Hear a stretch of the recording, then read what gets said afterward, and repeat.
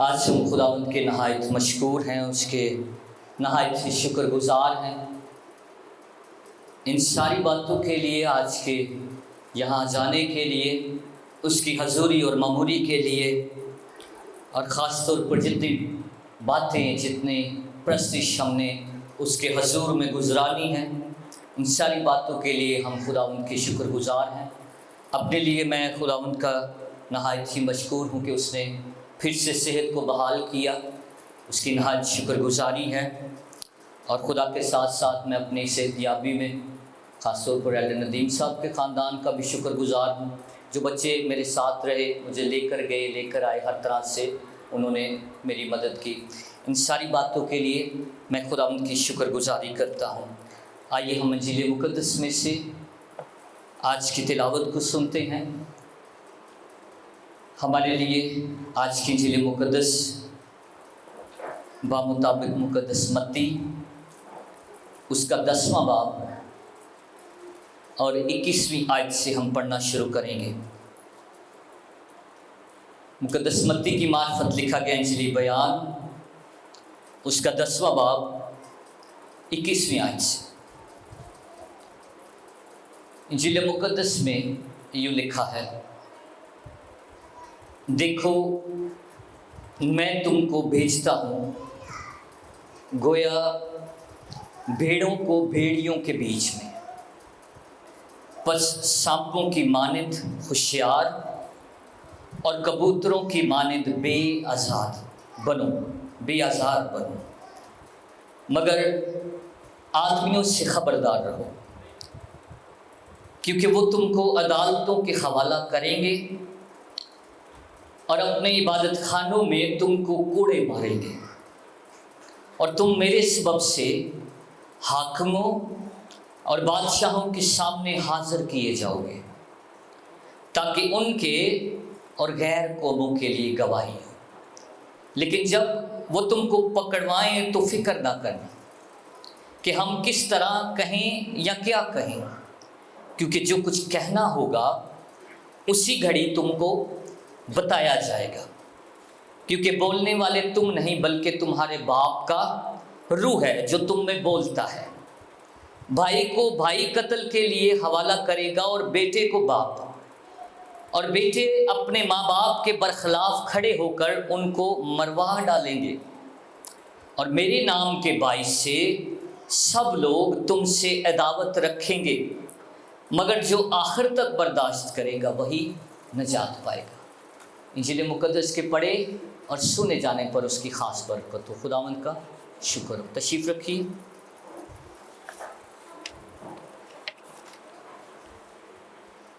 ابھی تھوڑی دیر کے لیے اپنی ساری توجہ ہم خداوند کے پاک کلام کو سیکھنے کی طرف لگائیں گے۔ میرے عزیزو، ان دنوں جو واقعات ہو رہے ہیں اور جو بڑا سانحہ، جو بڑا واقعہ جڑاں کے اندر ہوا، ان تمام واقعات کے تناظر میں ہم آج کلام مقدس میں سے سیکھیں گے کہ اظہار ثانی ہوتی کیا ہے۔ اظہار ثانی ہوتی کیا ہے؟ ہم انگریزی میں بڑے بڑے بڑے لفظ لکھ دیتے ہیں، پرسیکیوٹڈ کرسچن۔ کیا؟ پرسیکیوٹڈ، لیکن کسی نے یہ مطلب بھی پتہ ہے؟ کسی کو اظہار ثانی کی سمجھ بھی ہے؟ اظہار ثانی ہوتی کیا ہے؟ کوئی بتا سکتا ہے؟ اذیت دینا؟ جی ایسا رونا، ماتم کرنا، اوکے، سوری، تنگ کرنا۔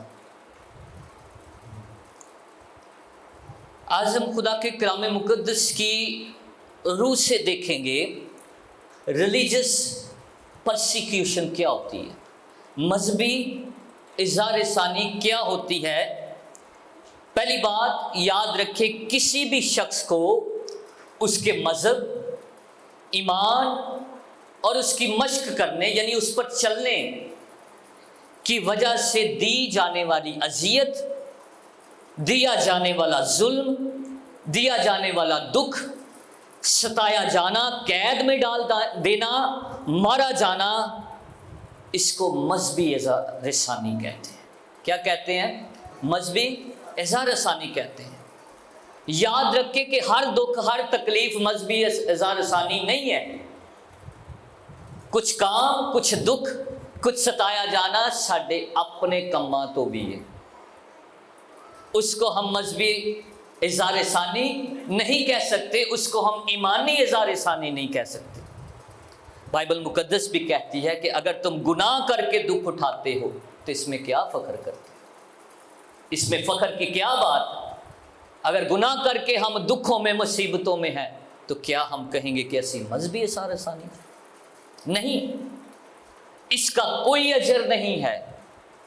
اور اگر ہم اپنی غلطیاں کر کے خود کی وجہ سے دکھ اٹھاتے ہیں، ستائے جاتے ہیں تو یہ غلط ہے۔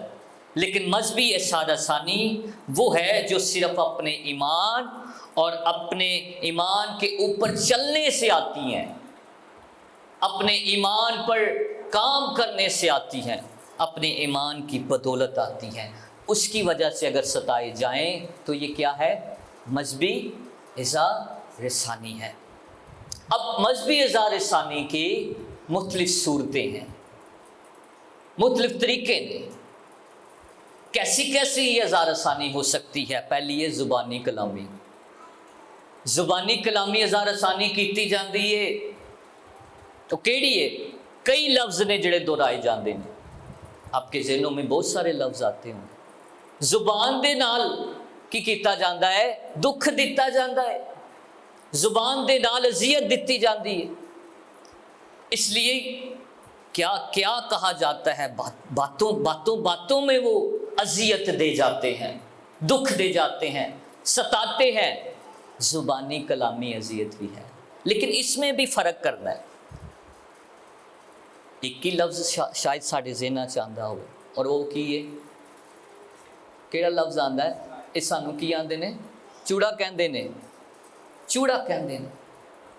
لیکن ایک گل چ فرق رکھنا ہے کہ اگر کوئی اپنے کاروبار پیشے کی وجہ سے یا اس کو کوئی نام دیا جاتا ہے تو یہ مذہبی اظہار ثانی نہیں ہے، یہ مذہبی اظہار ثانی نہیں ہے، بلکہ وہ تو اپنے پیشے اور کام کی وجہ سے وہ نام ڈالا۔ فرق کا پتہ چلا؟ اس کو ہم نے فرق کرنا ہے، ٹھیک ہے؟ اگر کوئی صفائی والا ہے، اس کو صفائی والا کہا جاتا ہے تو وہ اس کا پیشہ اور یہ کام ہے، لیکن مختلف غلط الفاظ سے بھی ہمیں جو ہے مذہبی اظہار ثانی کا شکار بنا لیا جاتا ہے۔ مختلف جملے کسے جاتے ہیں زبان کے ساتھ، اور ناحق باتیں کہی جاتی ہیں، اور بائبل مقدس کہتی ہے کہ جھوٹ بول کر بھی جو ہے وہ دکھ دیتے ہیں، جھوٹ بول کر۔ اس لیے پہلی صورت جڑی اظہار ثانی دی وہ کیڑی ہے؟ زبان دے نال، کلام دے نال، گلاں دے نال، مختلف جملیاں دے نال۔ لیکن فرق یہ کرنا ہے کہ جتھے ساڈے کماں دی وجہ تو ہے وہ مذہبی نہیں، وہ مذہبی نہیں ہے۔ اس کے بعد جسمانی اظہار ثانی ہے۔ جسمانی چ کی ہوندا ہے؟ جسمانی میں مارا جاتا ہے، جسم کو نقصان دیا جاتا ہے، تھپڑ مارے جاتے ہیں، لاٹھیاں اٹھائی جاتی ہیں، ہتھیار اٹھائے جاتے ہیں۔ یہ جسمانی اظہار ثانی ہے۔ اور جسمانی اذیت جو ہے وہ بدن کو دی جاتی ہے، ٹھیک ہے؟ پترس کو قید میں تھا، بدن جو ہے وہ قید کر دیا جاتا ہے، یہ کچھ کر نہ سکیں۔ اسرائیل کے بچوں کو، چھوٹے چھوٹے بچوں کو فرعون کے دور میں، موسیٰ کے دور میں کیا کیا گیا؟ مارا گیا ہے، مارا گیا۔ اسطفنس کو سنسار کیا گیا ہے۔ تو یہ کیسی اظہار ثانی ہوئی؟ جسمانی ہے، بدن کی ہے۔ پہلی کیڑی ہے؟ زبانی ہے، دوسری ہے جسمانی ہے، اور تیسری ہے ذہنی اذیت۔ کیسی اذیت؟ ذہنی ہے۔ ایسی باتیں سنائی جاتی ہیں، ایسا ماحول پیدا کیا جاتا ہے کہ ہر وقت خوف ہے۔ آج کل ڈر لگتا ہے، کسی نے ڈر لگتا ہے، خوف میں ہے، ذہنی طور پر خوف میں ہے، اذیت میں ہے، دکھ میں ہے، اور ایسی سازشیں کی جاتی ہیں، مینٹلی ٹارچر کیا جاتا ہے، مینٹلی ذہنی طور پر، ایموشنلی طور پر ٹارچر کیا جاتا ہے، راستے تنگ کیے جاتے ہیں تاکہ یہ تنگ آ کر کوئی نہ کوئی قدم اٹھائیں، ذہنی طور پر اور ایموشنلی طور پر جو ہے ٹارچر کیا جاتا ہے۔ پھر سماجی اور معاشرتی اذیت ہے، الگ سمجھا جاتا ہے، برتن وکھرے ہو جاندے نے، ان کے ساتھ کھانا نہیں ہے، ان کے ساتھ پینا نہیں ہے، ان کے ساتھ ملاقات نہیں رکھنی۔ اس کو کیا کہتے ہیں؟ سماجی اور معاشرتی اذیت ہے، معاشرتی اذیت ہے۔ ایسا سلوک کیا جاتا ہے کہ ان کا اگر برتن کو ہاتھ بھی لگ جائے تو وہ کیا ہے؟ ناپاک ہے،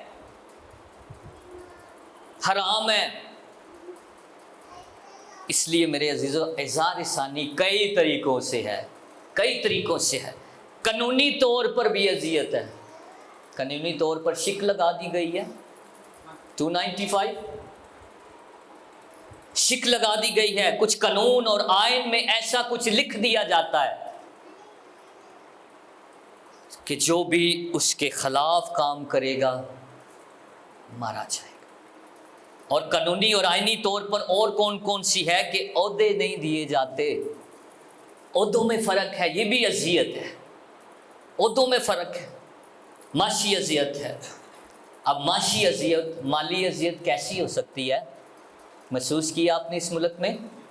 ٹھیک ہے، جاب کا لیول نہیں، ہمیں ہائی رینک کی جاب نہیں مل سکتی۔ اگر جاب نہیں ملنی تو پھر ساڈے کو پیسہ کون نہیں؟ مالی طور پر اذیت میں ہے، اذیت میں ہے، کاروبار نہیں چلا سکتے۔ ایک نے ریڑھی لائی ہے نا فروٹاں دی، تو کیا ہوتا ہے؟ اتھوں نہیں لینا، ادھر سے نہیں لینا۔ اس لیے معاشی اور اذیت ہے ہمارے سامنے، روزگار میں ہم دکھ کا سامنا کرتے ہیں۔ لیکن میرے عزیزو، ان سب کے ہوتے ہوئے بھی تیسری بات میں کہنا چاہوں گا کہ مسیحیوں کو کسی پر بھی ظلم کرنے سے کلام مقدس منع کرتا ہے۔ ظلم کیے جا رہے ہیں، ہم اس میں رہ رہے ہیں، لیکن کلام مقدس مسیحیوں کو کیا کہتا ہے کہ کسی بھی طرح سے کسی پر ظلم نہیں کرنا۔ کسی مسیحی کو یہ اجازت نہیں ہے کہ ہم نے ظلم نہیں کرنا۔ کوئی بھی مذہب کا، کسی بھی ایمان کا، کسی بھی رنگ و نسل کا، کسی بھی عقیدے کا شخص ہے تو خدا کا کلام ظلم نہ کرنے کے لیے کہتا ہے، بلکہ وہ تو انسان تو دور کی بات ہے، جانور پر بھی ظلم کرنے کے لیے وہ منع کرتا ہے۔ یسوع مسیح نے کیا کہا کہ اپنے دشمن کے لیے دعا کرو، رحم چاہو، ستانے والوں کے لیے دعا کرو، اور جیسا تم چاہتے ہو کہ لوگ تمہارے ساتھ سلوک کریں، تم بھی ان کے ساتھ ویسا ہی کیا کرو۔ لہذا بائبل مقدس ہمیں اجازت نہیں دیتی کہ ہم کیا کریں؟ ظلم کریں، بلکہ مسیحی کو، ایک ایماندار کو یہ کہا گیا ہے کہ دشمنوں کے لیے کیا کرے؟ دعا کرے۔ چوتھی بات یاد رکھیں، مسیحیوں کو مظلوم کی مدد کرنے کا بھی حکم ہے، مظلوم کی مدد کرنی ہے۔ یسایہ اس کا پہلا باب 17ویں آیت میں لکھا ہے کہ مظلوم کی مدد کر۔ اور خداوند یسوع مسیح نے ایک بہت ہی خوبصورت کہانی سنا دی ہے، اور وہ ہے نیک سامری کی۔ کس کی؟ نیک سامری کی۔ واقعہ کیا ہے؟ یروشلم سے وہ یرو کو جاتا ہے اور دشمنوں میں گر گیا ہے، اس نے اسے مارا پیٹا، اس کا مال لے لیا، اور پھر کاہن آیا، لاوی آیا، انہوں نے اس کی مدد نہ کی۔ لیکن پھر ایک سامری آیا، اس نے اس کی مدد کی۔ اور اس کہانی میں خداوند یسوع مسیح کہتے ہیں تم بھی ایسا ہی کیا کرو، تم بھی ایسا کیا کرو۔ سو بائبل مقدس بتاتی ہے کہ ظلم اور جس پر ظلم کیا گیا ہے، مسیحیوں کو اس کی مدد کرنی ہے، اس کی مدد کرنی ہے۔ یاد رکھیں، یہ پہلی بار نہیں ہے ہم ظلم سہ رہے ہیں، یہ پہلی بار نہیں، میرا یہ جملہ یاد رکھیے، یہ پہلی بار نہیں ہے کہ مسیحیوں پر ظلم ہو رہا ہے۔ مسیحیوں کو ان کے ایمان کی وجہ سے اظہار ثانی سہنا پڑے گی۔ सहना पड़ेगी। यीशु मसीह ने बता दिया कि मुझ पर ईमान रखने की वजह से लोग तुमसे अदावत रखेंगे, लोग तुम्हारे दुश्मन होंगे, वो तुम्हें अदालतों में घसीटेंगे, कैद खानों में डालेंगे, नाहक बातें कहेंगे और बहुत सारी बातें, और बहुत सारी बातें। मसीहियत के 2000 साल तारीख को खोल कर देख लें और उसके उराक को देखें, मसीहियों की ज़िंदगी को देखें, तो इज़हार सानियों में ही मसीही कलीसिया बढ़ती गई है। जब जब उन पर दुख आए वो ज़्यादा बढ़े हैं, वो ज़्यादा बढ़े हैं। मसीही कलीसिया बहुत ज़्यादा जुल्म सह चुकी है और सहती रहेगी। आज भी सह रही है, आइंदा भी सहती रहेगी, क्योंकि आसमान पर उठाए जाने के बाद क्या हुआ, जब हम अमाल की किताब में 5वां बाब, 7वां बाब, 8वां बाब, 12वां बाब देखते हैं तो वहाँ पर लिखा है कि कहीं पर उन्हें कोड़े लगाए जा रहे हैं, स्टिफनस को मारा जा रहा है, पतरस को जो है वो पकड़ा जा रहा है, और मेरे अजीज़ों तमाम शागिर्दों की अमवात देख लें। आसान नहीं है, आसान नहीं है। किसी को तपते कड़ा में डाल दिया गया है, किसी को उल्टी सलीब दे दी गई है, किसी को संसार कर दिया गया है। और उसके बाद भी अगर देखें इब्तदाई कलीसिया की तारीख, तो मैं हमेशा, मुझे नीरू बादशाह का दौर नज़र आता है कि जब मसीहियों के जिस्म से उनके महलों का चरागा किया जाता था, जलाकर चरागा किया जाता, रोशनी की जाती थी। और मेरे अजीज़ों, उसके बाद शेरों के आगे मसीहियों को डाल दिया जाता था। रसूलों के बाद इब्तदाई दौर बड़ा ही सख्त था। तो मसीहियों के लिए, मसीही ईमान के लिए ये कोई नई बात नहीं है कि ऐसी दुख उठा रहे हैं। हम इज़हार सानी के दौर में हैं। ये इज़हार सानी, ये जुल्म, ये नाहक बातें, ये झूठ, ये ऐसा सलूक जो है, पाकिस्तान में हो या हिंदुस्तान में हो या अफ्रीका में हो, मेरे अजीज़ों किसी मगरबी अगर मुल्क में हो, तो ये कोई नई बात नहीं है, क्योंकि ये कलाम मुक़द्दस की बातें हैं कि तुम्हें मेरे नाम से सताया जाएगा, मेरे नाम से सताया जाएगा। इसलिए मेरे अजीज़ों, लेकिन तसल्ली की बात ये है कि जब जब ये सताए गए हैं तब तब ये बढ़ते गए, तब तक कलाम मुक़द्दस पर बड़े से वार हुए हैं, इसकी सच्चाइयों को रोकने की कोशिश की गई है।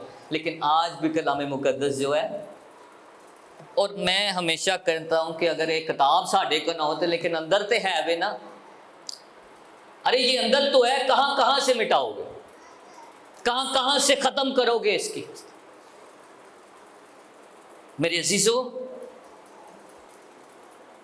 इज़हार सानी में मसीही ईमान और मजबूत होता है, मसीही ईमान और फैलता है। लेकिन एक बात याद रखें कि मसीहियों को उनके मसीही चाल चलन से भी इज़हार सानी सहनी पड़ती है। किससे? मसीही चाल चलन से इज़हार सानी सहनी पड़ती है। जब हमारे मसीही लोग अच्छा काम करते हैं, जब ये मुस्लिम अदारों में, गैर कौम के अदारों में रहकर वो काम करते हैं, जो भी काम करते हैं वो मसीह के लिए करते हैं, अपनी मेहनत से करते हैं, तो इससे भी वो क्या उठाते हैं? दुख उठाते हैं, इज़हार सानी उठाते हैं, इज़हार सानी उठाते हैं, नफ़रत का बाइस बन जाते हैं। तो मसीही चाल चलन जो है, हमें इन दुखों से, इन इज़हार सानियों से, इन अज़ियतों से अपना मसीही चाल चलन नहीं बदलना। क्या नहीं करना? मसीही चाल चलन नहीं बदलना। क्या मसीह दुखों से फिर गया था? क्या उसने बाप की मर्जी को पूरा ना किया? बल्कि उसने बाप की मर्जी को सलीब पर भी पूरा किया। यीशु गतसमनी में क्या कह रहा है? वो अकेला ही दुख सह रहा था।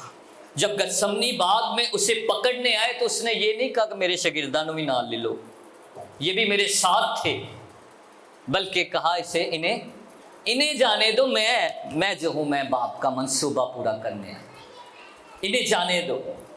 तो सलीब पर उसकी दाढ़ी नोची गई, उसको जो है शदीद दुख दिया गया है, जिस्म पर भी, ज़हनी तौर पर भी, हर तरह से उसे दुख दिया गया और आखिरकार उसकी जान ले ली गई है, लेकिन वो अकेला ही सब कुछ सहता रहा है। हमारे लिए आज तकवीयत की बात यह है कि ज़रा आसानी सहते हुए हमें खुदा से डरना और उसी पर तवक्कुल रखना है। क्या करना है? खुदा से डरना है और उसी पर तवक्कुल रखना है। वो जो मूसा के दौर में दाइयाँ थी, उन्होंने क्या किया है? वो खुदा से डरती थी और लिखा है कि वो खुदा से डरती थी, उन्होंने बादशाह की परवाह ना की। दानियल के 3 दोस्त ये किससे डरते रहे? ये खुदा से डरते थे, ये खुदा से डरते थे। और मुझे ये बड़ा वाक़या खूबसूरत लगता है। उसने कहा, बादशाह ने उनसे कहा कि तू जो है, जो तुम्हें मेरे हाथ से छुड़ाएगा। उन्होंने कहा कौन है तू जो तुम्हें जो है मेरे हाथ से छुड़ाएगा, कौन है? तो उनका जवाब था कि इस अमर में तुझे जवाब देना हम ज़रूरी नहीं समझते। पहली तो गल कि हर गल का जवाब देना ज़रूरी नहीं होता, ठीक है? हर वाक़े का जवाब देना ज़रूरी नहीं है। लेकिन आगे हम देखते हैं कि उन्होंने कहा कि हम खुदावंद पर भरोसा रखते हैं और हमारा खुदा जिसकी हम इबादत करते हैं हमें आग से बचाने की और तेरे हाथ से छुड़ाने की कुदरत रखता है, कुदरत रखता है, और वही हमें छुड़ाएगा। और अगली बात इससे भी बड़ी है।